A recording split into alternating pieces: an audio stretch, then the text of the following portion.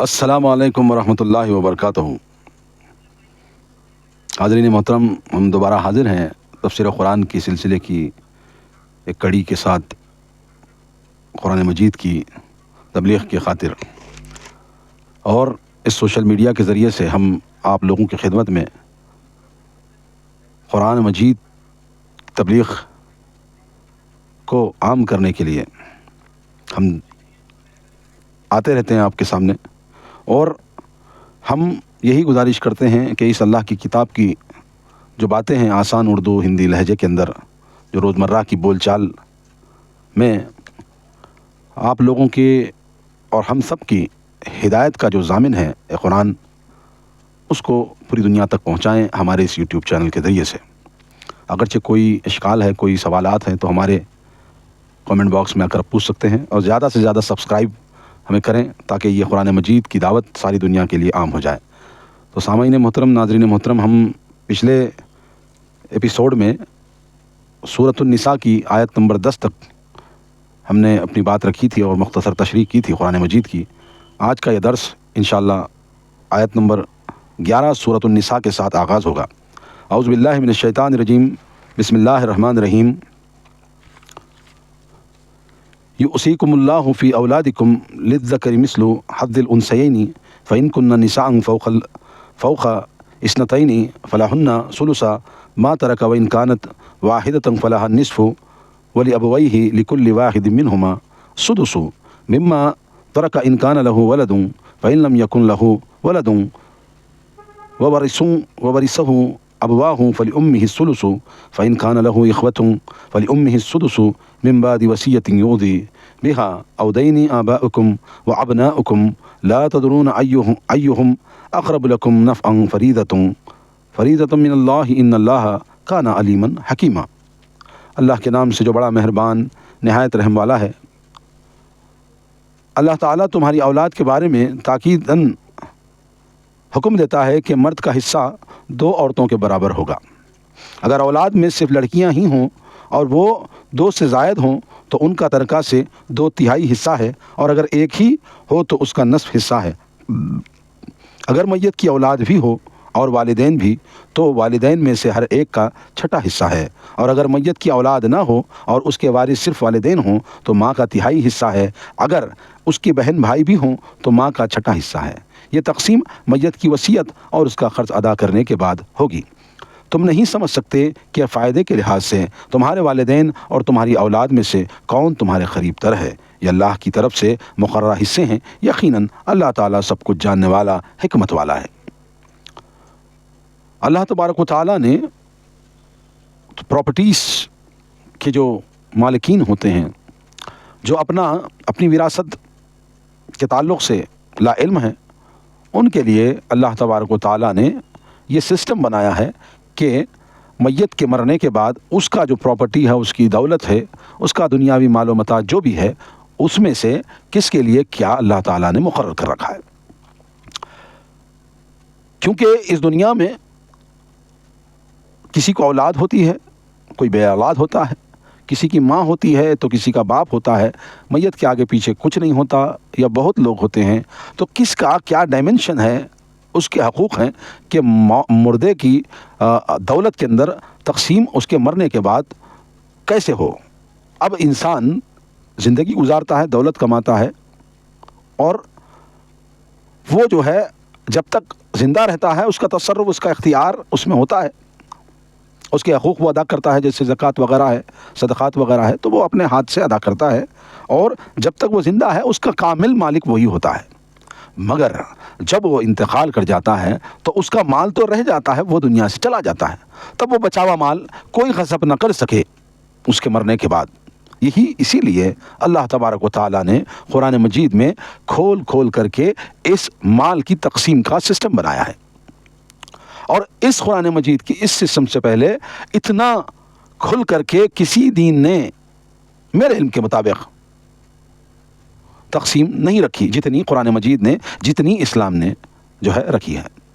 اسی لیے دنیا والے جب مرتے ہیں تو پیچھے چھوڑے ہوئے مال پر اس کی اولادوں میں جھگڑا ہوتا ہے، اور کہا جاتا ہے کہ میں بڑا ہوں میرا زیادہ حصہ ہے، میں چھوٹا ہوں میرا زیادہ حصہ ہے، میں زیادہ قریب تر تھا باپ کے اس لیے میرا زیادہ حصہ ہے، میں قریب تر تھا باپ کے اس لیے میرا زیادہ حصہ ہے، میں نے اس کے لیے اتنا کیا ہے اس لیے میرا زیادہ ہے، میں نے اس کے لیے اتنا، یہ ساری چیزیں آپ دیکھتے ہوں گے معاشرے کے اندر آئے دن ہوتا رہتا ہے۔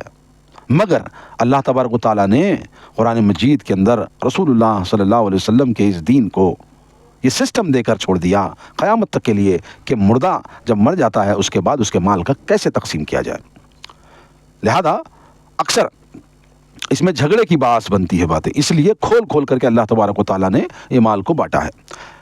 وراثت کے اکثر احکام اس آیت میں بیان ہوئے ہیں، چنانچہ اسے آیت میراث بھی کہتے ہیں، یعنی کہ جو آیت میں نے سورۃ النساء کی آیت نمبر 11 پڑھی ہے، اس میں اس آیت کا نام ہی اس آیت کو میراث کی آیت بھی کہتے ہیں۔ مرد کا حصہ عورت سے دوگنا ہوگا، یہ عین قرین انصاف اور عدل ہے۔ عورت اور مرد کی اندھی مساوات کے حامیوں کو اس میں انصاف نظر نہیں آتا۔ عورت پہ چونکہ خاندان کی کفالت کی ذمہ داری نہیں ہے، لہٰذا اس کی مالی ذمہ داریاں کم ہیں۔ یعنی اگرچہ بات بتائی جائے کہ آج یہ روشن خیال دنیا کے اندر یہ باتیں بیان کی جاتی ہیں کہ اسلام نے عورت کو یعنی کہ ناانصافی کے ساتھ کام لیا، عورت کو آدھا حصہ دیا اور مرد کو پورا حصہ دیا، یعنی کہ 1/2، ایک بھائی ایک بہن ہے تو 1/3 حصہ جو ہے مطلب 33.33 ایسا سسٹم جو ہے 3 حصے بنا کر کے ایک اس کو اور 2 مرد بچے کو دیا جائے گا۔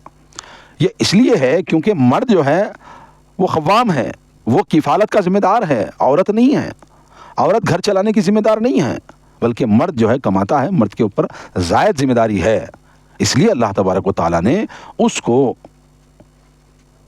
دگنا، عورت سے دگنا حصہ دیا ہے اور عورت کو ایک حصہ دیا ہے۔ یہ روشن خیال دنیا کے لیے یہ غیر مناسب سمجھا جاتا ہے، مگر آپ دیکھیں معاشرے کے اندر مرد کو صرف اپنے ہی باپ کا حصہ ملتا ہے اور اس کو کہیں کا حصہ نہیں ملتا، مگر عورت کو اپنے باپ کا بھی ملتا ہے، اپنے شوہر کا بھی ملتا ہے۔ اپنے باپ کی وراثت میں سے بھی حصہ ملے گا اس کو، اور اپنے شوہر کے یعنی کہ مائکے کا بھی ملے گا اور سسرال کا بھی ملے گا۔ تو زیادہ فائدہ مند عورتیں ہوتی ہیں۔ سمجھنے والے کے لیے اس میں بہت سی نشانیاں ہیں، اگرچہ سمجھو اے روشن خیال لوگوں، یعنی اگر بیٹا نہ ہو اور صرف لڑکیاں ہی ہوں تو انہیں ترکہ 2/3 ملے گا۔ خالی لڑکا نہیں ہے، صرف لڑکیاں ہی ہیں تو اس میں ان کو 2/3 ملے گا، یہ اللہ کا فیصلہ ہے۔ اور یہ حصے کی آخری حد ہے، یعنی کہ یہ جو سسٹم ہے 2/3 کا، یہ حصے کی آخری حد ہے۔ اگر میت کے والدین بھی ہوں اور اولاد بھی ہوں تو والدین میں سے ہر ایک کو 1/6 یعنی کہ 1/6 جو ہے حصہ ملے گا۔ یہاں مرد اور عورت کا حصہ برابر ہو گیا۔ دیکھیے، یعنی کہ جس طرح اولاد میں نمبرز جب بڑھتے رہتے ہیں تو وہ سسٹمیٹک طور پر پہ سبھی انصاف کے ساتھ چلا جاتا ہے اور اس میں کسی کو کوئی دکھ پہنچتا نہیں ہے۔ باقی 2/3 حصہ اولاد کو، اگر صرف ایک بیٹی ہو تو اسے نصف یعنی کہ 3/6 مل جائے گا۔ 1/6 ماں کو اور 1/6 باپ کو، باقی 1/6 بچ جائے گا جو کہ عصبہ کے ذریعے سے باپ کو مل جائے گا۔ گویا اس صورت میں لڑکی کو نصف، والدہ کو 1/6 اور والد کو 2/6 ملے گا۔ 1 = 1/6 + 1/6 پلس 1/2 + 1/6۔ نوٹ، عصبہ فرائض کے بعد بچ جانے والے مال کو قریب ترین مرد رشتہ دار کو لوٹانے کو کہتے ہیں۔ اگر مرنے والے کی اولاد نہ ہو تو پوتا اور پوتی بھی اولاد میں شامل ہیں تو ماں کو 1/3 اور بقیہ 2/3 باپ کو عصبہ کے طور پر ملے گا۔ تو یعنی کہ یہ جو مال کی تقسیم ہے ایسے انصاف کی بنیاد پر اللہ تبارک و تعالیٰ نے دی ہے، یعنی کہ باپ کی اولاد میں ہی ماں کا حصہ نہیں ہے، باپ کی اولاد میں سے ہی بیٹی اور بیٹے کا حصہ نہیں ہے، بلکہ بیٹے کے اندر بھی ماں اور باپ کا حصہ اللہ تبارک و تعالیٰ نے رکھا ہے۔ دوسرے ادیان کے اندر یہ کہاں ہیں چیزیں؟ مجھے بتاؤ اے روشن خیال دنیا والوں، نہیں ہے۔ بہرحال اہم معاملات سے متعلق وصیت تیار کر لینی چاہیے۔ فرمان رسول صلی اللہ علیہ وسلم کے مطابق وارث کے حق میں وصیت جائز نہیں، وصیت کی آخری حد 1/3 ہے۔ اور اولاد اگرچہ ہو تو اولاد کے لیے وصیت خاص نہیں کر سکتا، بلکہ اولاد کے علاوہ وہ چاہے تو 1/3 یعنی 1/3 حصہ اس کو وصیت کے طور پر کسی اولاد کے علاوہ بھی دے سکتا ہے، اس کا اختیار ہے یہ میت کا۔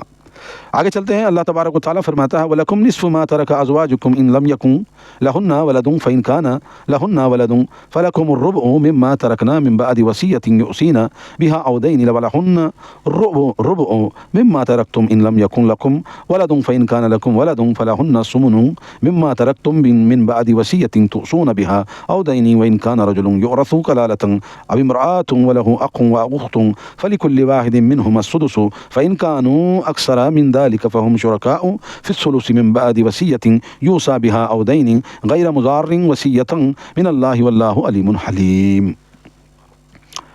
اور تمہاری بیویوں کی اگر اولاد نہ ہو تو ان کے ترکے سے تمہارا نصف حصہ ہے،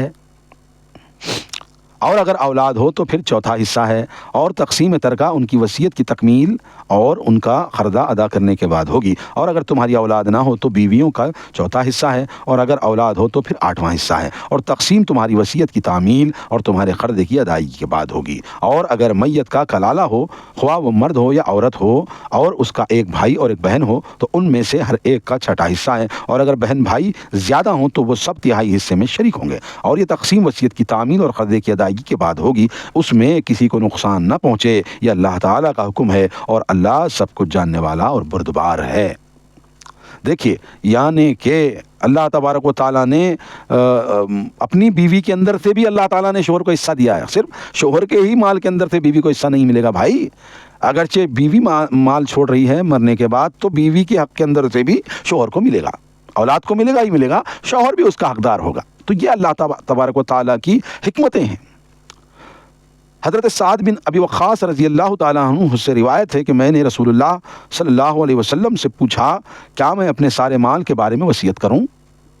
آپ صلی اللہ علیہ وسلم نے فرمایا نہیں. میں نے پوچھا آدھا؟ آپ صلی اللہ علیہ وسلم نے فرمایا نہیں. میں نے پوچھا تیسرا حصہ؟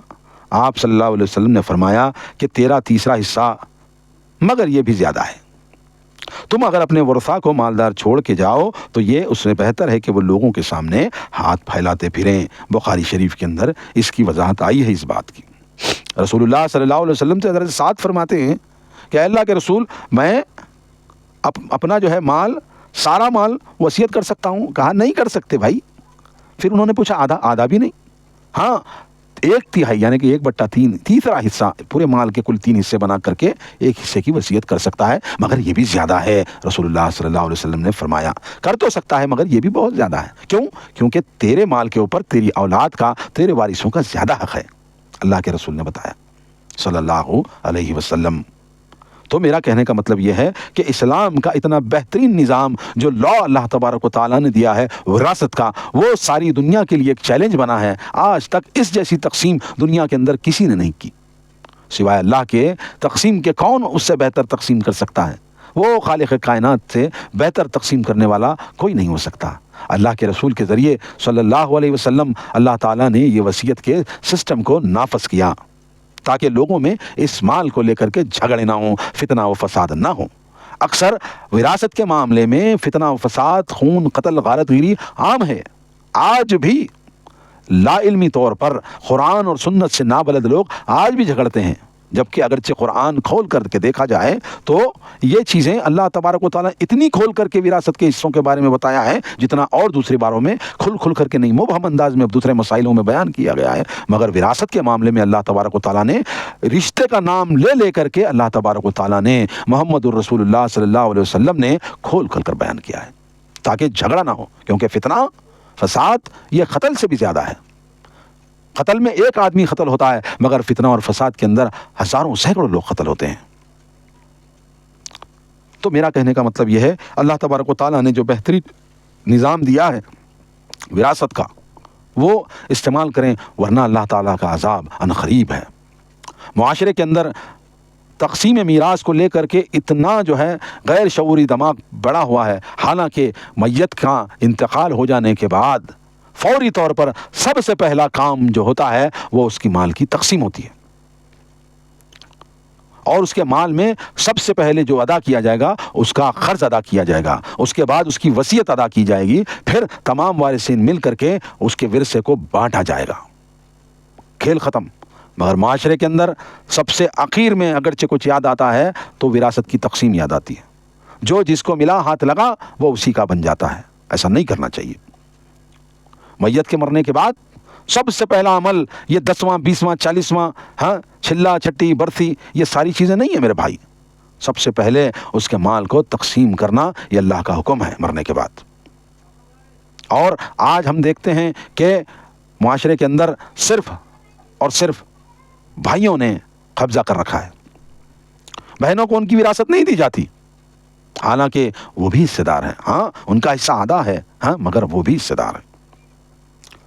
اگرچہ کوئی اپنے وصیت میں اپنی اولاد کے ہوتے ہوئے وصیت کرتا ہے تو وصیت صرف تہائی حصے کو کہتے ہیں، یعنی کہ 33%، 100 روپے میں سے 33 روپے پر ہی اس کا تصور ہوتا ہے میت کا کہ وہ اپنی زندگی میں کسی کو بھی دے سکتا ہے. 33%، مگر 66% میں وہ برابر کے حصہ دار ہوتے ہیں سبھی لوگ.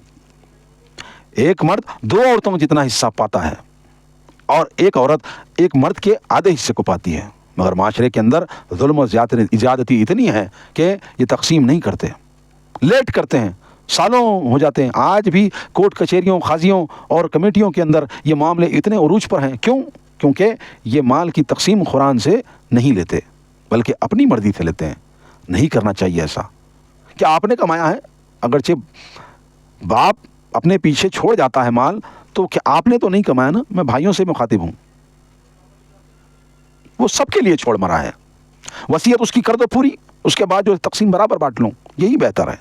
مگر اس کو لیٹ کرتے ہیں. مگر پہلے اب سب ملا کر کے جمع ہوں گے، اب فرا دینا کریں گے، وہ کیا کریں گے، وہ زیارتیں کریں گے، وہ فضول پیسہ خرچ کریں گے، مگر اللہ کے بتائے احکام کو، وراثت کو تقسیم نہیں کریں گے.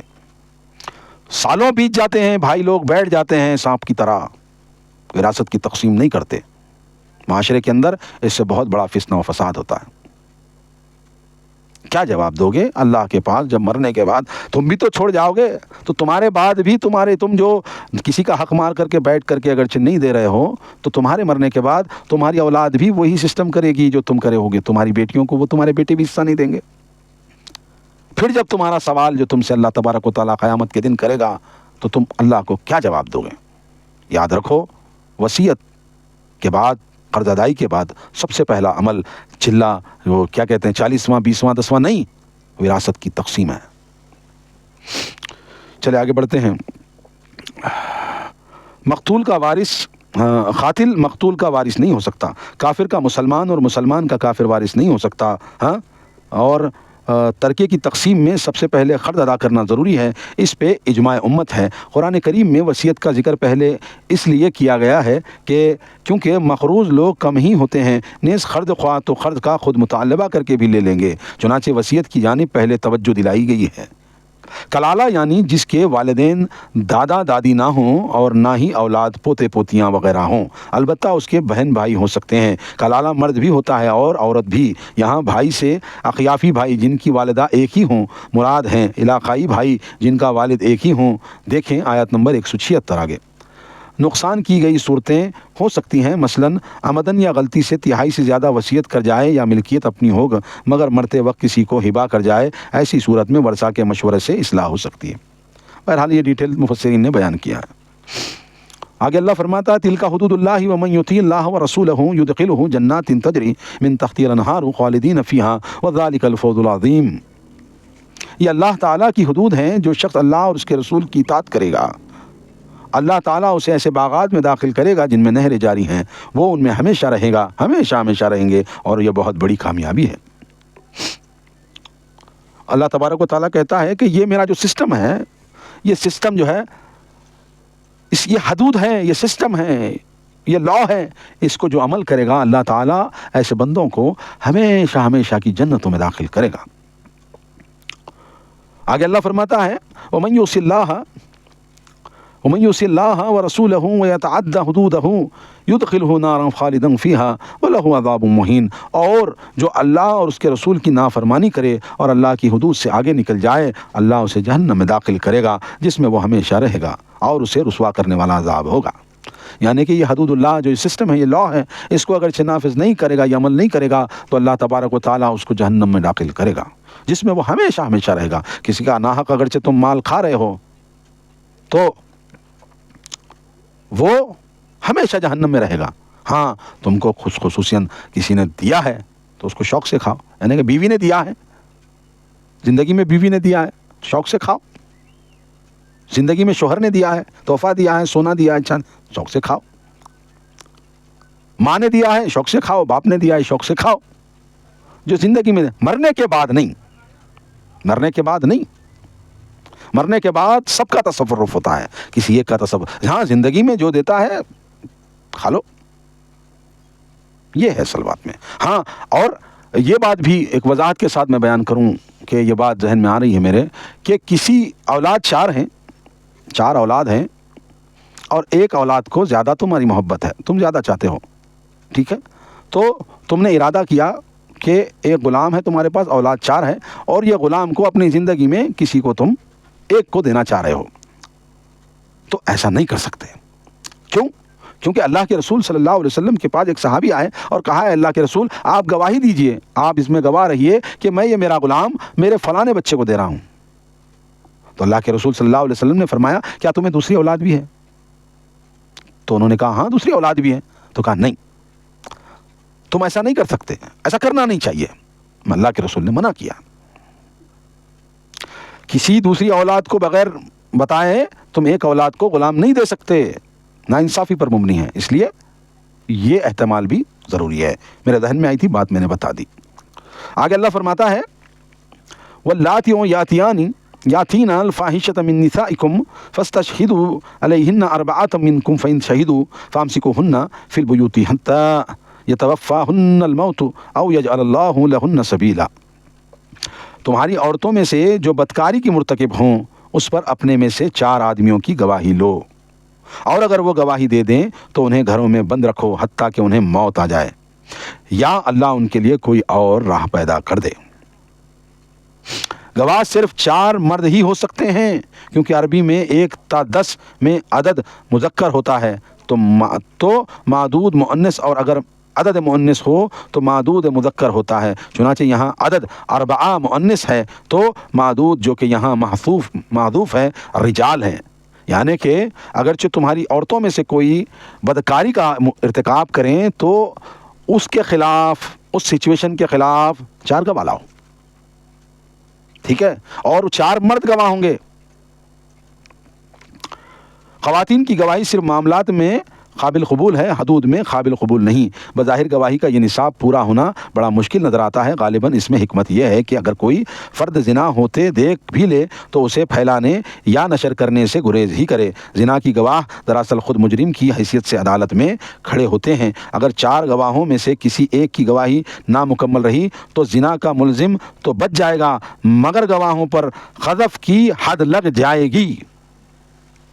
اگرچہ کسی پر آپ بہتان لگا رہے ہیں کہ فلاں عورت نے زنا کیا ہے، تو اگر سے آپ 4 نہیں صرف 3 گواہ لا سکتے ہیں، 4تھا نہیں مل رہا، تو آپ پر الزام کا حد آپ کو سزا لگے گی. ٹھیک ہے، سمجھ رہے ہو بات کو؟ تو یہ ساری چیزیں ہیں، بہت گہری چیزیں ہیں. کسی کے اوپر ایسے ہی منہ اٹھا کر کے جو ہے الزام تراشی نہیں کر سکتے. 4 عادل مرد گواہ ہونے پڑتے ہیں کہ ہاں میں نے یہ کام کرتے ہوئے، زنا کرتے ہوئے میں نے دیکھا ہے. 4 لوگ.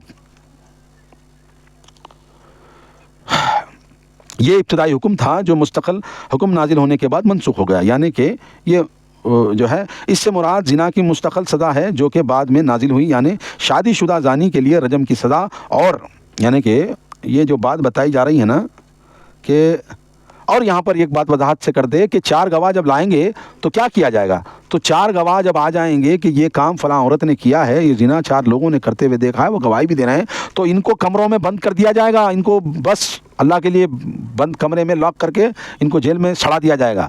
یا تو یہ مر جائیں گی یا تو اللہ ان کے لیے کوئی دوسرا راستہ اللہ تعالیٰ بنا سکتا ہے. ٹھیک ہے، یہ سزا کے طور پہ ہے.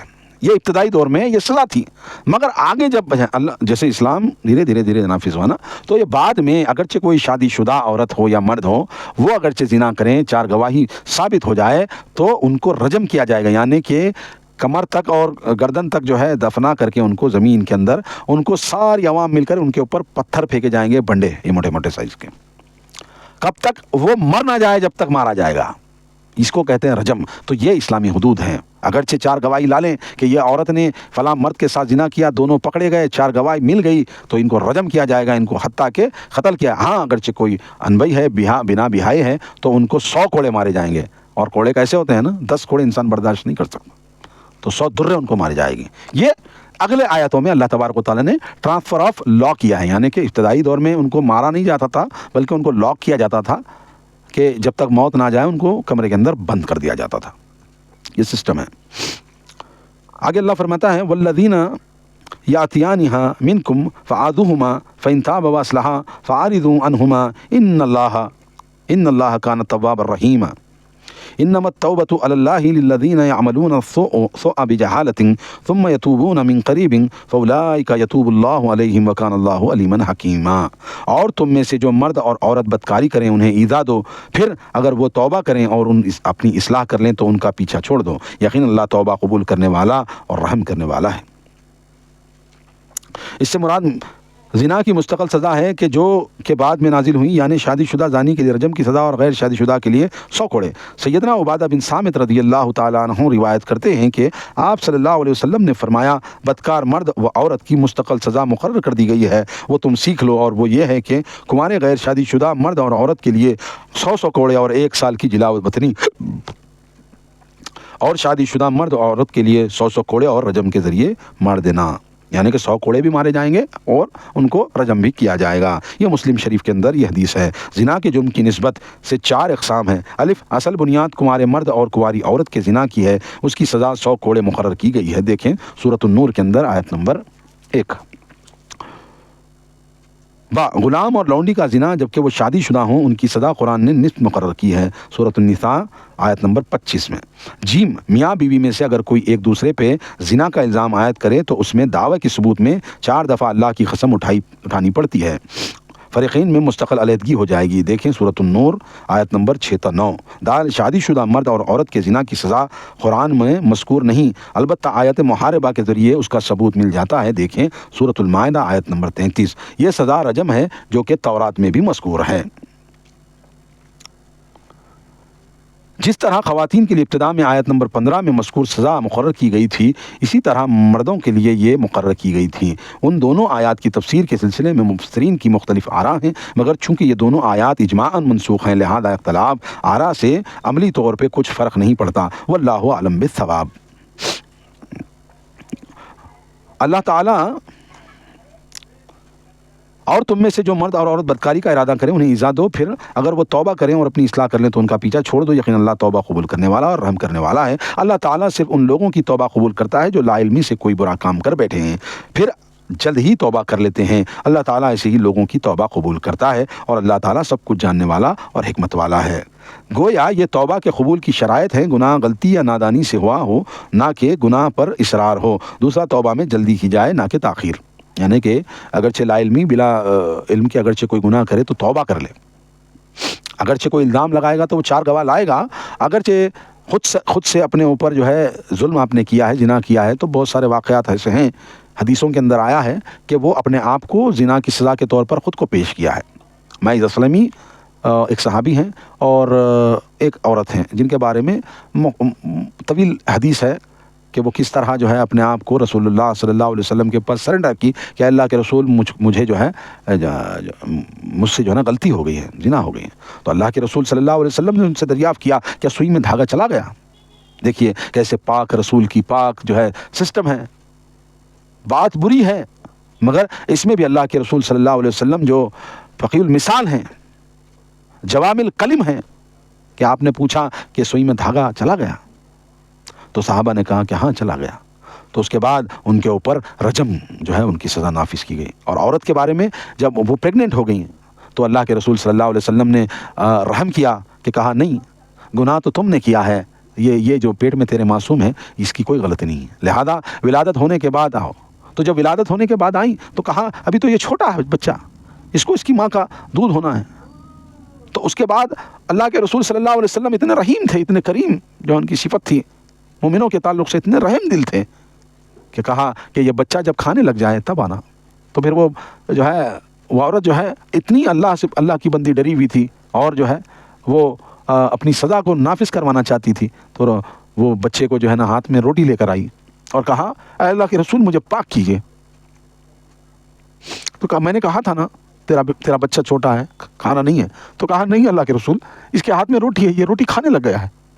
ایسا ایمان تھا ان کا کہ گناہوں کو اپنے اوپر نافذ نہیں کرنے دیتے تھے، اپنے اوپر گناہ کا بوجھ اٹھاتے نہیں تھے بلکہ گناہ کو ختم کرواتے تھے. آج معاشرہ، اسلامی معاشرہ زنا میں ملوث پڑا ہوا ہے. کبھی سیرت نہیں دیکھی کہ صحابہ نے اپنے آپ کو غلطی نادانی کے طور پر ہو گئی تو اپنی آپ کی جانوں کے نذرانے دے کر کے اپنے اوپر حد نافذ کروایا. اللہ کے رسول صلی اللہ علیہ وسلم سے وہ صحابیہ نے کہا اے اللہ کے رسول اب پاک کیجیے. جب ان کو میدان کے اندر رجم کرنے لگے تو غالباً خالد بن ولید یا اور کوئی دوسرے صحابہ ہیں کہ کہا جب اس کو مارا جا رہا تھا تو اس کا خون اچھل کر کے ان کے کپڑوں پر ایسا چھینٹے کچھ پڑے تو وہ کہہ اٹھے کہ یہ ناپاک عورت کا خون میرے جسم پر آ گیا ہے. تو اللہ کے رسول صلی اللہ علیہ وسلم نے فرمایا اے میرے صحابہ اس کو برا مت کہو، اگرچہ اس کی توبہ کو اگرچہ 70 مدینے کے آدمیوں کے اندر تقسیم کر دیا جائے گا تو تمام 70 لوگوں کی مغفرت ہو جائے گی، اتنی گہری توبہ اس نے کی ہے. یہ تھا اسلام کا جو سسٹم اور نظام، جو اللہ کے خوف سے لرز جاتے تھے صحابہ کرام. بہرحال اللہ رحم کرے سب کے اوپر اور گناہوں سے سب کو بچائے، ہم یہی دعا کرتے ہیں. آگے اللہ فرماتا ہے وَلَيْسَتِ التَّوْبَةُ لِلَّذِينَ يَعْمَلُونَ السَّيِّئَاتِ حَتَّى إِذَا حَضَرَ أَحَدَهُمُ الْمَوْتُ قَالَ إِنِّي تُبْتُ الْآنَ وَلَلَّذِينَ يَمُوتُونَ وَهُمْ كُفَّارٌ أُولَٰئِكَ أَعْتَدْنَا لَهُمْ عَذَابًا أَلِيمًا. توبہ ان لوگوں کے لیے نہیں ہے جو برے کام کرتے رہتے ہیں حتیٰ کہ جب ان میں سے کسی کو موت آ جاتی ہے تو کہنے لگتا ہے کہ میں اب توبہ کرتا ہوں، اور نہ ہی ان لوگوں کے لیے جو کفر کی حالت میں ہی مر جاتے ہیں. ایسے لوگوں کے لیے ہم نے المناک عذاب تیار کر رکھا ہے.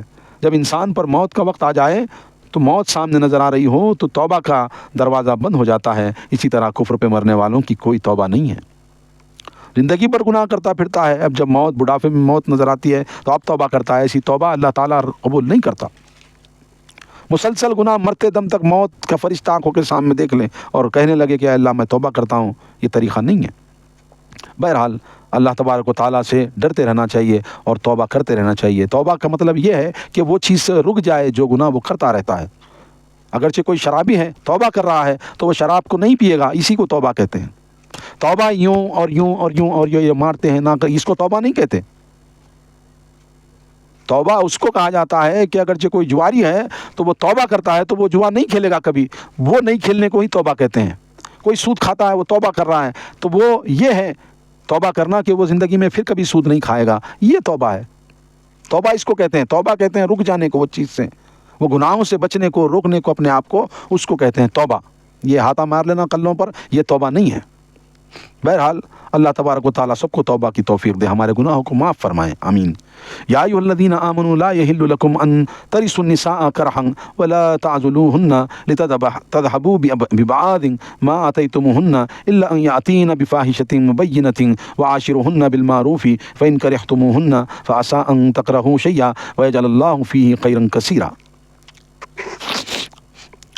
اے ایمان والوں، تمہارے لیے یہ جائز نہیں کہ تم زبردستی عورتوں کے وارث بن بیٹھو، اور نہ ہی انہیں اس لیے روکے رکھو کہ جو مال حق مہر وغیرہ تم انہیں دے چکے ہو اس کا کچھ حصہ اڑا لو، الا یہ کہ وہ سری بے حیائی کا ارتکاب کریں اور ان کے ساتھ بھلے طریقے سے زندگی بسر کرو. اگر وہ تمہیں ناپسند ہوں تو ہو سکتا ہے کہ کوئی چیز تمہیں ناگوار ہو مگر اللہ نے اس میں بہت بھلائی رکھ دی ہو.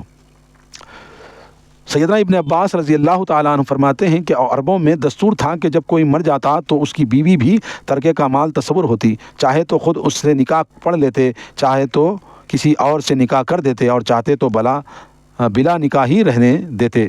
یہ سسٹم تھا. اگرچہ کوئی کسی کا شوہر مر جائے تو بغیر نکاح کے بھی کوئی دوسرا رکھ لیتا تھا، اس کو ورثے کا مال سمجھتے تھے، حالانکہ یہ غلط تھا. بعد میں اللہ تبارک و تعالیٰ نے اس کو امینڈ کیا اور صحیح طریقے سے وہ سسٹم بنایا، اس کی عدت بنائی، اس کا دوبارہ نکاح کا سسٹم بنایا. وہ بہت آگے مسائل آئیں گے انشاءاللہ. عورت یہ ظلم کا یہ طریقہ کار بھی روا رکھا جاتا ہے کہ جس عورت کو طلاق دینا منظور ہوتا ہے اسے سیدھی سادھی طلاق دینے کی بجائے اتنا تنگ کیا جاتا ہے کہ وہ خود ہی اپنے حقوق سے دستبردار ہو کر گلو خلاصی کرانے کا سوچتی ہے. یعنی کہ بہت سارے ایسے بھی لوگ ہیں کہ زبردستی اس کو مجبور کر دیتے ہیں، اس کو مارتے ہیں، توڑتے ہیں اور اس کے اوپر ظلم و زبردستی کا ایسا طوفان بدتمیزی کھڑا کر دیتے ہیں کہ وہ خود مجبور ہو جاتی ہے کہ مجھے مہر نہ کوئی کچھ نہ کوئی، بس خالی تو چھوڑ دیا تو بس رے بھائی. یہ سارے چیزیں ہوتے ہیں. تو ایسا نہیں کرنا چاہیے, اللہ تبارک و تعالیٰ نے روکا ہے. بدکاری, فساد یا نافرمانی ایسے حالات میں خاوند کو مذکورہ بالا رویہ اختیار کرنے کی اجازت دی گئی ہے.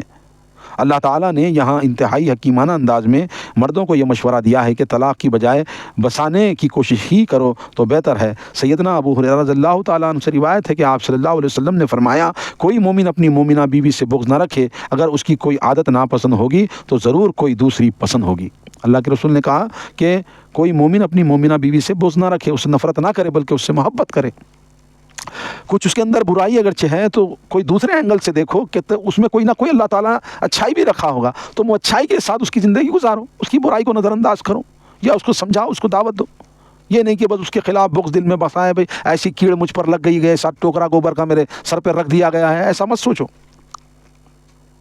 میری زبردستی سے شادی کرا دی گئی, مجھے پسند نہیں تھی, میرے ماں باپ نے کرا دی, ایسا نہیں.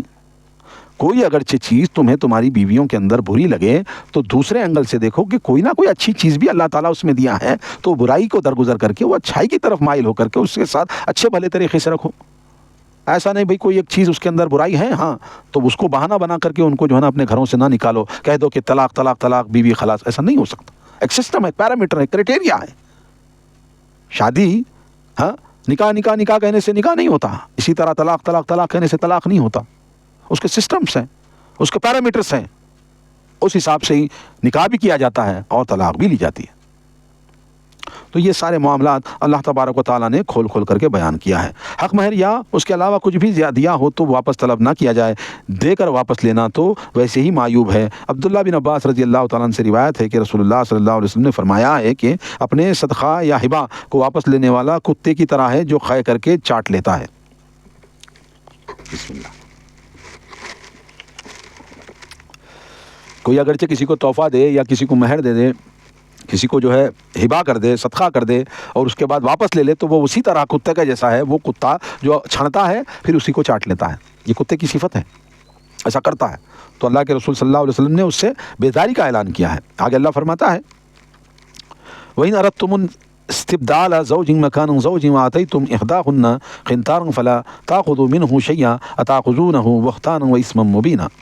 اور اگر تم ایک بیوی کی جگہ دوسری بیوی لانا چاہو اور تم نے اسے خواہ خزانہ بھر مال دیا ہو تو اس میں سے کچھ بھی واپس نہ لو. کیا تم اس پر بہتان رکھ کر اور سری گناہ کے مرتکب ہو کر اس سے مال لینا چاہتے ہو؟ یعنی کہ اگر تم نے پوری دنیا کی دولت اس کو دے دی ہے مہر کے حق کے طور پر, تو اس سے کچھ واپس نہیں طلب کر سکتے. کیوں دیا ہے؟ سوچ سمجھ کر کے دینا تھا. جتنا بھی دیا ہے وہ اس کا ہے, ہاں وہ اگرچہ معاف کرے, بیلنس ہے تمہارا, تم دینا ہو, اگرچہ وہ بخوشی معاف کر دے تو وہ اس کا اختیار ہے. آگے اللہ فرماتا ہے,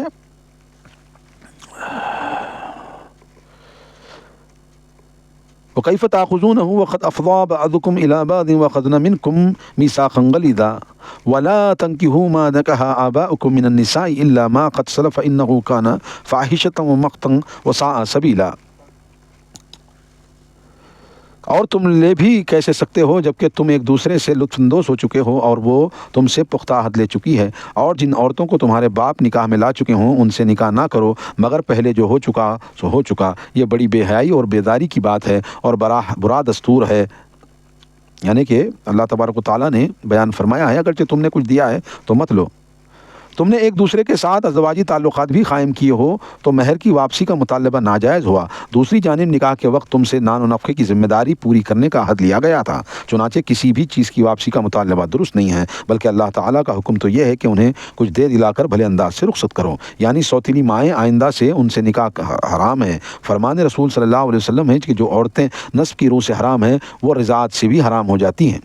یعنی کہ تمہارے باپ نے جن سے نکاح کیا ہے تو تمہارے باپ کے مرنے کے بعد ان سے تمہارا نکاح نہیں ہو سکتا, وہ تمہاری مائیں ہیں.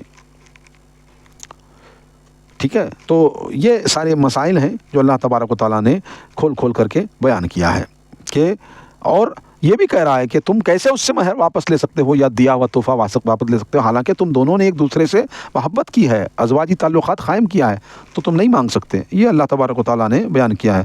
حرمت علیکم امہاتکم وبناتکم واخواتکم واماتکم وخالاتکم وبنات الاخی وبنات الاخت وامہاتکم اللاتی ارضعنکم واخواتکم من الرضاعة وامہات نسائکم وربائبکم اللاتی فی أجوركم من نسائكم اللاتي دخلتم بهن فإن لم تكونوا دخلتم بهن فلا جناح عليكم وحلائل أبنائكم الذين من أصلابكم وأن تجمعوا بين الأختيين إلا ما قد سلف إن الله كان غفورا رحيما۔ اللہ تبارک و تعالیٰ یہ حرام رشتوں کے بارے میں کہا کہ تم کس کس سے نکاح کر سکتے ہو، کس سے نہیں کر سکتے۔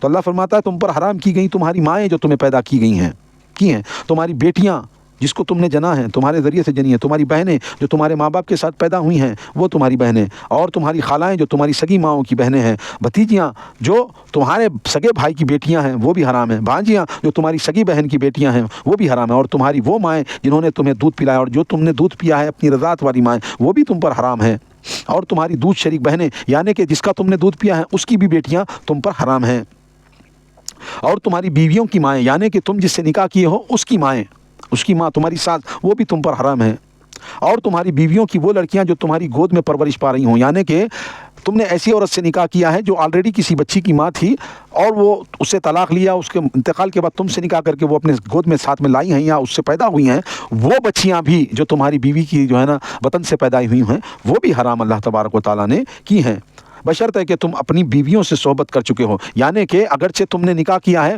وہ بچیاں جو تمہاری بیویوں کی بیٹیاں ہیں اور وہ تم نے نکاح کر کے اس کے ساتھ صحبت کی ہے تو وہ حرام ہوں گی، یہ شرط ہے۔ اگرچہ صحبت نہیں کی ہے، خالی صرف بات چیت چلیے نکاح کیا ہے اور تم اس سے صحبت نہیں کر سکے تو وہ اس سے پہلے تم نے طلاق دے دی ہے تو کوئی مسئلہ نہیں ہے، ان کی بیٹیوں سے تم اجازت تم کو اللہ تبارک و تعالیٰ دیتا ہے، ہاں۔ اور اگر ابھی تک صحبت نہیں کی تو ان کو چھوڑ کر ان کی لڑکیوں سے نکاح میں تم پر گناہ نہیں، یعنی جو میں نے بیان کیا ہے کہ صحبت اگرچہ نہیں کی ہے تو ان کی لڑکیوں سے تم نکاح کر سکتے ہو، کوئی گناہ نہیں، اور تمہارے ان بیٹوں کی بیویاں بھی حرام ہیں جو تمہاری سلب سے ہوں، یعنی کہ بہویں تمہارے بیٹے نے جس کے ساتھ نکاح کیا اس کا دخول کیا تو تمہاری بہویں بھی تم پر حرام ہیں، تمہارے ان بیٹوں کی بیویاں، اور دو بہنوں کو اپنے نکاح میں جمع کرنا مگر جو پہلے گزر چکا، بلا شبہ اللہ بہت بخشنے والا اور رحم کرنے والا ہے، رحیم ہے، یعنی کہ تمہاری بیوی جو ہے جس سے تم نے نکاح کیا صحبت کی ہے تو اس کی سگی بہن ہے یا اس کی نسبت سے اس کی پھوپھی ہے، اس کی بھانجی ہے، اس کی بھتیجی ہے، تو یہ ساری چیزیں جو ہے تمہاری بیوی کے ہوتے ہوئے تمہاری اس کی سگی بہن سے بھی تم نکاح نہیں کر سکتے، یعنی کہ دو بیوی اور سالی یہ دونوں کو ایک ساتھ جمع نہیں کر سکتے، ہاں اگرچہ بیوی مر جائے سالی ہے، سالی سے تم نکاح کر سکتے ہو بیوی کی غیر موجودگی میں، یعنی مرنے کے بعد یا اس کو چھوڑنے کے بعد، دو بہنوں کو ایک ساتھ نکاح میں نہیں رکھ سکتے، ان میں نانیاں اور دادیاں وغیرہ بھی شامل ہیں، یعنی کہ نانی سے بھی نہیں کر سکتے نکاح اور دادی سے بھی نہیں کر سکتے، حالانکہ یہ بیان نہیں ہوا ہے مگر اللہ کے رسول صلی اللہ علیہ وسلم کے فرمودات کے مطابق نانی اور دادی سے بھی نکاح نہیں کر سکتے، ان میں پوتیاں، دوتیاں وغیرہ بھی شامل ہیں، یعنی کہ پوتی بھی، یعنی دادا پوتی سے نکاح نہیں کر سکتا، یہ بھی ہے، اور پڑ پوتیاں دوتیاں بھی، یعنی کہ وہ رشتے سے یا یہ رشتے سے وہ بھی نکاح نہیں کر سکتے ان سے بھی، ہاں سگی بہنیں علاقائی اور خیافی بہنیں بھی شامل ہیں، یعنی کہ دو سگی بہنوں کو نکاح میں نہیں رکھ سکتے، وہ بارہ بھتیجیاں بھانجیاں اور ان کی بیٹیاں بھی وہ ان سے نکاح میں تم نکاح نہیں کر سکتے، یعنی ان سے علیحدگی کے بعد ان کی لڑکیوں سے نکاح کرنے میں کچھ حرج نہیں، سالیاں جب تک بہن نکاح میں ہیں سنت سے پھوپھی بھتیجی اور خالہ بھانجی کو جمع کرنے کی ممانعت بھی ثابت ہے، یعنی کہ بیوی ہے بیوی کی بہن کی بچی سے بھی نہیں کر سکتے، اور بیوی کی خالہ سے بھی نہیں کر سکتے، اور بیوی کی پھوپھی سے بھی نہیں کر سکتے، یہ پابندیاں اسلام نے رکھی ہیں، ممانعت بھی ثابت ہے۔ اس کے علاوہ وہ آیت نمبر 24 کی روح سے تمام شادی شدہ عورتیں بھی حرام ہیں، یعنی کہ اور اس کے علاوہ جو شوہر والی موجود ہے جن کا شوہر جن کے ساتھ نکاح ہے تم ان سے بھی نکاح نہیں کر سکتے، اس کی بھی وضاحت اللہ تبارک و تعالیٰ نے کر دی ہے۔ اب یہاں تک کہ ہم نے 4 پارے مکمل کر چکے ہیں سورہ آل عمران کی آیت نمبر 23 تک، 10 سے لے کر کے 23 تک ہم نے آج کا درس مکمل کر لیا ہے، جس میں بہت ساری باتیں وراثت کے متعلق بھی آئی ہیں، اور نکاح کن سے کرنا کن سے نہیں کرنا اس کے بارے میں ہے، اور بہت ساری باتیں اور جہالت کی رسم و رواج وغیرہ کے تعلق سے اللہ تبارک و تعالیٰ نے جو بیان کیا ہے اس کے بارے میں بھی ہم نے بہت کچھ سیکھا ہے۔ بہت بہترین یہ جو وضاحت کے ساتھ اللہ تبارک و تعالیٰ نے وراثت کا خاص کر کے مسئلہ اور نکاح کا خاص کر کے مسائل جو ہیں، کون لڑکی حرام ہے کون حلال ہے، کون محرم کون غیر محرم ہے، کس کا حق کس کے مال میں کتنا ہے، یہ ساری باتیں اللہ تبارک و تعالیٰ کے فضل و کرم سے ہم نے آپ کے سامنے رکھی ہیں، اور ہم آپ کو گزارش کرتے ہیں کہ آپ ہمارے اس یوٹیوب چینل کو ضرور سبسکرائب کریں اور لائک کریں، شیئر کریں، اور جہاں تک ہو سکے ہمارے سبسکرائبر کو بڑھانے کی کوشش کریں تاکہ یوٹیوب ہمارے اس ویڈیوز کو اس درس کی قرآن مجید کی درس کو جو ہے عام کرے، ہر ایک کے یوٹیوب چینل کے اندر یہ چیزیں آئیں، تو ہم گزارش کرتے ہیں کہ ضرور ہماری اس میں مدد کریں، اور ہمارے کامنٹ باکس میں یہ ضرور کریں کہ ہمارے جو تفصیل بیان کرنے کا سسٹم ہے یہ آپ کو کیسا لگتا ہے، اس میں کچھ چینجز چاہیے، کچھ اچھی اور کچھ بری باتیں ہیں تو یہ بھی ضرور ہمیں آپ کی رائے اور مشوروں کا سخت ہم جو ہے نا متمنی ہیں، ضرور آپ وہ ہمارے ساتھ شیئر کریں۔ مجھے آج اگلی جو ہے ویڈیو تک، اگلے جو ہے نا نشست تک اجازت دیں، جب تک کے لیے میں آپ سے رخصت ہوتا ہوں۔ السلام علیکم ورحمۃ اللہ وبرکاتہ۔